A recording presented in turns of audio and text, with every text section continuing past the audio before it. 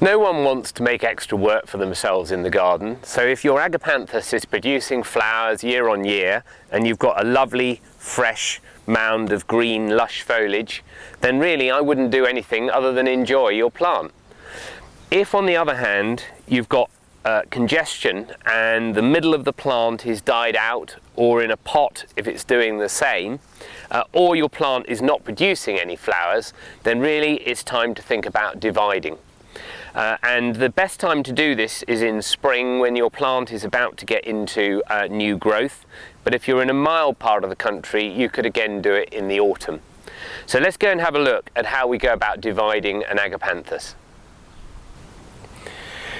So plants in pots or borders that are producing lots of flowers and have healthy foliage really don't need any attention.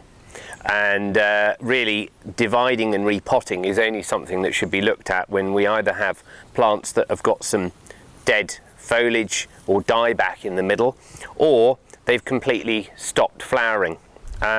So I go for an easy life and only look at the plants that need dividing when we're not happy with how they're doing.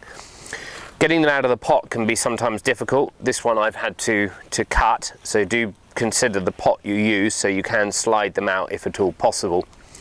Depending on how congested the roots are, in an ideal world you would tease the plant apart, causing it less damage than where you're needing to cut it. So this young plant has therefore been divided into two. But in some situations it's necessary to take more drastic action, as is the case here where the plant is highly congested, by either taking a knife to it or in some cases a saw.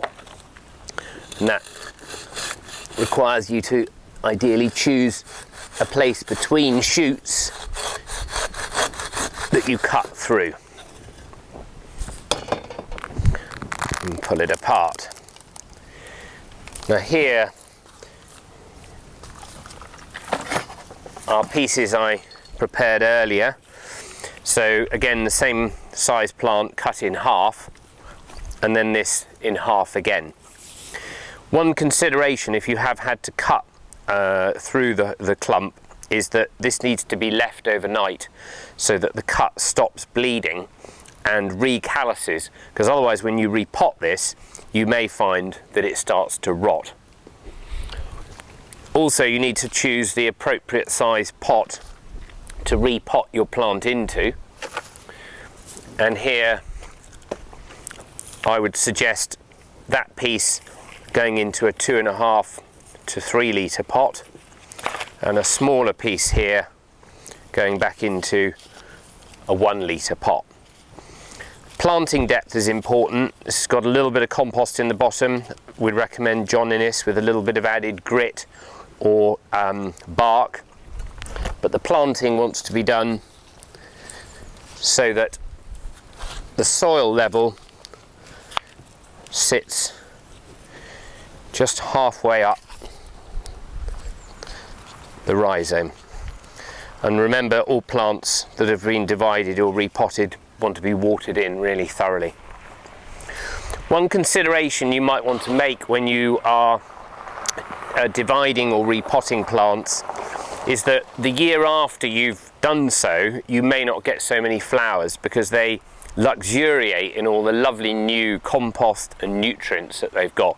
So this plant I divided last year and it's come back lovely green and lush, but no flowers, and so it may well be I have to wait for another year before I get any flowers.